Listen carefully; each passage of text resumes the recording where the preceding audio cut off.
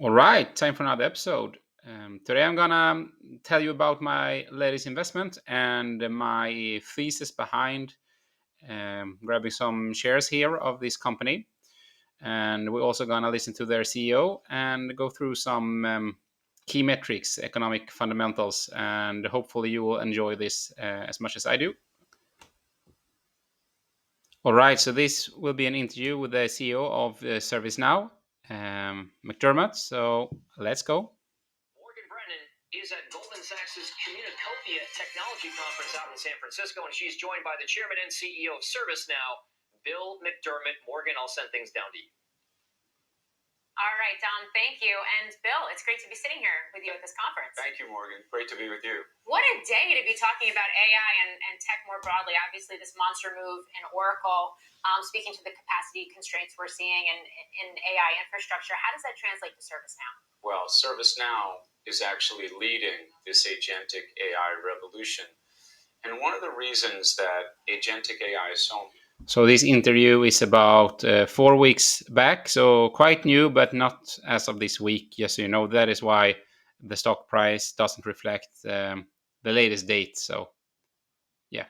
important in the enterprise is we have people that need machines to help them be more productive. If you look at the average company today, only 1 in 4 got positive ROI at a digital transformation. And you say, why is that? Lack of integration. Today, according to MIT, only 5% of the companies out there are getting a benefit out of agentic AI in terms of productivity. Why is that? A lack of integration. So what ServiceNow does is gives you an AI platform for business transformation that connects any cloud, any language model, and any data source so you can revolutionize the way you run your company.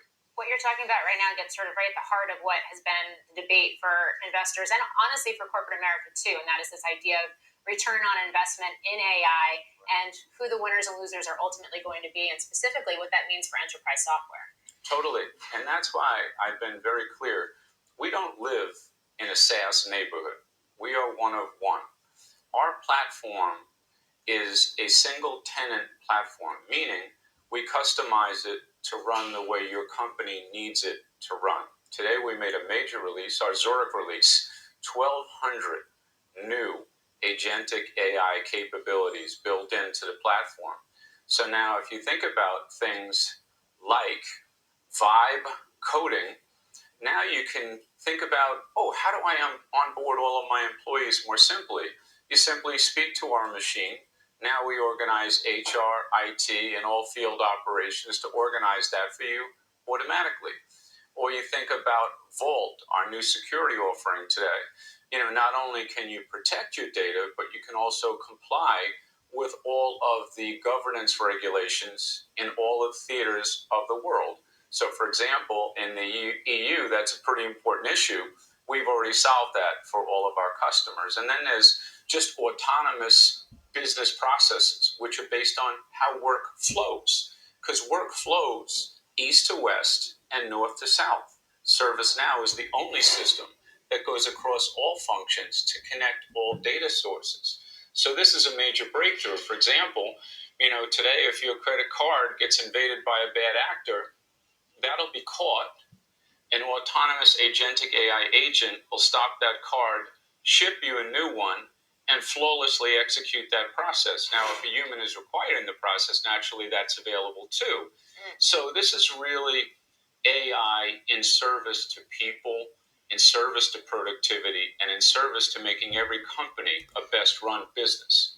So what does that mean in terms of how AI continues to drive the business? So personally, I think companies like ServiceNow will be the next step in terms of what company gets the benefit of the AI revolution. So it's a lot about GPUs at the moment, and the companies providing the infrastructure for AI. But if we don't have companies that actually drive profits for with their services for other companies around the world, the AI race will kind of disappear over time. So we need to have some real effects from AI that actually helps a company to evolve, to drive more profits, to drive more revenue. And I think ServiceNow has that type of offering that will help companies to reach the next level. This is how I interpret what they do. It's similar to Microsoft Dynamics, also similar to, for example, Snowflake and Salesforce. And what ServiceNow are doing in terms of AI and AI agents, I think they are might be the best company at what they do. And just got a new government contract also, and they are expanding. They are growing fine. The margins are improving, and the valuation of them are getting better.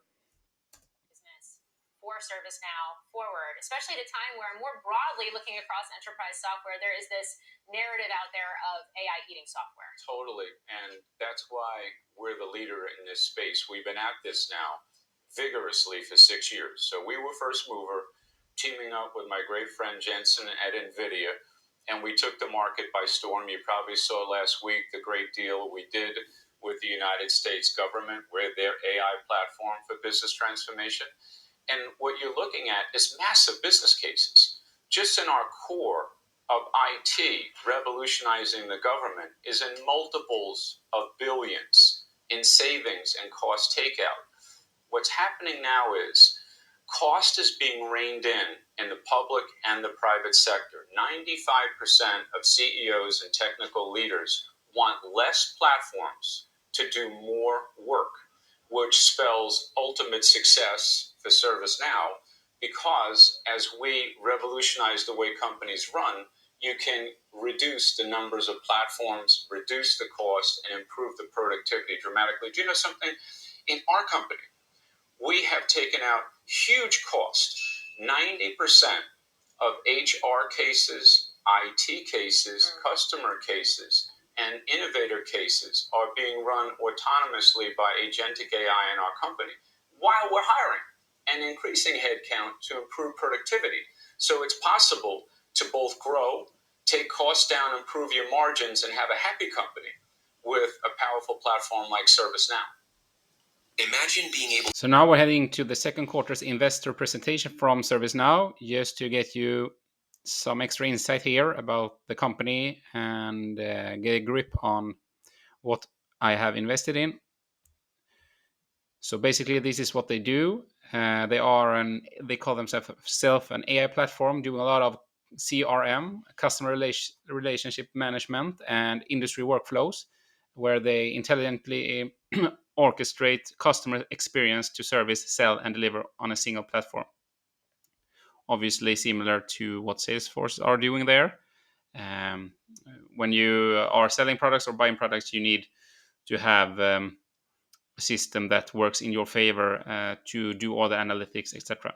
They are creator of workflows, build connected cross-enterprise workflows, apps fast using low code and hyper automation that safely deliver agile services at scale. Obviously, core business workflows provide easy to follow processes around HR, procurement, facilities, legal, and finance, reducing cost and improving performance. All these things, the services they are providing, are services that companies needs to improve their capabilities in the future. And through having a company like ServiceNow, other companies can improve their selling. They can drive revenues. They can do not have to have as many people working in HR. They can focus on their core competences, etc. So they are a facilitator for other companies, and I think the role that ServiceNow will play in the future will be huge. That is why I find this as an amazingly interesting company to invest in. And they also accelerate the digital transformation with resilient, cost-efficient, and secure technology. And I also think that they are not, for example, Microsoft Dynamics and Salesforce, etc. They want you to come into their ecosystem, but ServiceNow are really trying to integrate to all the different types of large language models, and want the companies to have a lot of opportunities when they integrate with them. And I think that could be something positive for ServiceNow. Obviously, I invest also a little bit in Salesforce and Microsoft, so I think this type of area will be the next step in the AI evolution. So the new era of ServiceNow, they call themselves the AI platform for business and transformation. And they are a global company, so they have a lot of growth opportunities here. already locked in customers, but also the capabilities to reach new customers.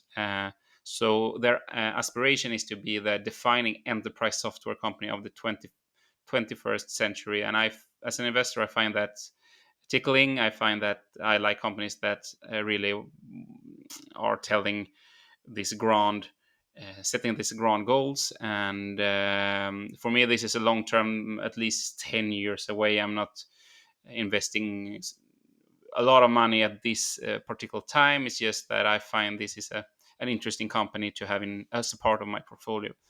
And they're saying they move with the pace of innovation to help customers transform organizations across every industry and being trustworthy, etc.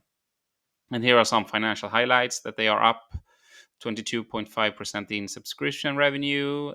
Basically, they are performing good economically at the moment, and they have some guidance here and providing margins.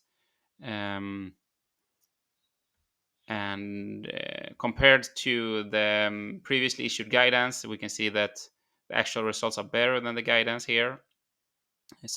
Subscription revenues in the quarter, $3 billion, and full year 2025, $12.8 billion. And also we see year-over-year subscription revenue growth are continuing to be over 20%, so that's really solid. And I hope this they can really be this AI enterprise company and use that as a sales pitch to continue to drive over 20% growth over time.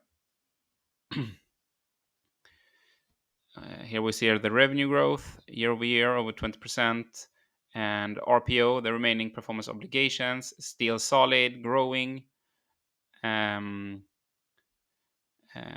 Customer cohort growth looking good. Annual contract values, and also we see more expansion of customer relationship where the contracts are bigger. So they have been very good in improving their sales pitch to companies that generate a lot of revenue for them lately, and that is the way up if they want to be like if $500 billion market cap, for example.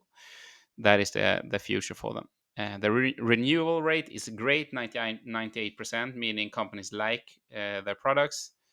The annual contract value here, we see that they have actually a lot of technology workflows, some CRM and industry core business workflows, and creator workflows and others, 18%. So yeah. So the last thing I'm going to do here is show you some key metrics in terms of economics for ServiceNow, just to see how they are, the valuation of the company now compared to how it's been. And obviously you can see the market, the stock price is $888.71 US, and the market cap is about $187 billion. So it's a big company. It's not the biggest, but it's a big, solid company. This is not. I usually don't invest in companies where like penny stocks, etc. I want solid companies that are improving their margins, etc. You can see their finances here, that over time since 2015, the income statement has improved steadily every year, getting a lot better. And as of 2024, it was $11 billion, and I talk obviously US dollars when I say dollars, in revenues. And also that balance sheet has improved over time. With improved here, I mean getting larger. And if I change this to the latest quarters, going to R12, so this is the 12 months back counting, so the latest updates of the full year. We see that the revenues is 12 billion dollars. So they are continuing to grow here, and sure, the earnings has been dropped a bit, and I think this is based on some investments they are doing to continue to grab market share and improve their revenue. And so this is solid. I like this. Obviously, we have to, when we see the revenue getting better every quarter, and we have um, getting more earnings over time. As we can see here, the earnings were negative and then it improved over time. We have to compare that with how the stock price and the market share has been during the latest year. So this stock has actually just improved 75% in 5 years, and I find that really really interesting, because if you look at the latest 5 years from 2020 going forward, this company has performed so good, and I don't think they really has been rewarded as much as they should in the stock market during this time. You can see there has been quite choppy ride here, ups and downs. Obviously, this was the whole market was down here, and then we have some momentum, and then it was like the momentum during this era of 2025 hasn't been as good as some other companies, like for example AMD, Nvidia, and some other AI companies, Palantir, etc. But I think based on how they have actually executed their game plan the latest 5 years, that they should have deserved more than 25%. But that do not have to be a bad thing, because that leaves us with opportunity to maybe enter the stock, grab some ownership to a price that are better than if the company example would have been valued at $1,200 a share. So what we see here is some more metrics. So we can compare over time here. So this is in Swedish, but in English, this is the earnings per share. And we can see the earnings per share has increased a lot, especially since back in the days. So this company has started to earn a lot of money, improving the cash flow a lot. Despite that, the stock price hasn't increased massively, so that is a good thing. Also, the revenue per share has increased a lot, and this basically tells us that the company probably are going to generate more profits, because the revenue per share is up a lot. So despite the revenue per share being up since 2020, the stock price hasn't really reflected that growth. So it could be that the company was overvalued back in 2020, but it could also be that it's undervalued right now. So the liabilities is down. Also has price per sale. So this basically means how much the stock is costing in relations to the revenue number, and through this we can compare them to other companies similar in their business segment, but also against themselves. So I would say this is to 2024. So if we speed this to 2025, and now the revenue was $12 billion, and the market cap was like 190 billion dollars. So that's probably about it's around 15 again, the price through sales. So this company is not overvalued at the moment compared to what it has been historically. So if they actually start to perform a lot in this AI era with and when you heard the CEO, he's talking about that they are an AI company, and they are doing something different now. They are positioned very well in terms of where the world are heading, and if they can perform better than other companies, their valuation based on what I show you here is not extremely high compared to what they have been historically. So you might have heard people saying, "Oh, the stock market is priced quite high at the moment, etc." Well, ServiceNow is not one of the companies that are priced very, very high at the moment. So it could be more risky to enter other stocks than ServiceNow. This, despite telling you that, if the stock market are going down, obviously ServiceNow are a part of the big indexes, and a lot of big hedge funds, people, etc., are investing in big indexes, etc. And if the whole market collapses or going down like 20-30%, obviously ServiceNow is a stock that will follow down. So I can't say through a macro perspective that this is exactly the right moment to enter ServiceNow's stock. And obviously you can lose a lot of money investing in ServiceNow. But long term, I think 10 years into the future, this could be a great opportunity if the AI story in the world is correct, which I think. Um, there are a couple of ways to play the AI. One is obviously investing in the companies that are building the infrastructure to the AI, for example, AMD, Micron, Broadcom, Nvidia, etc.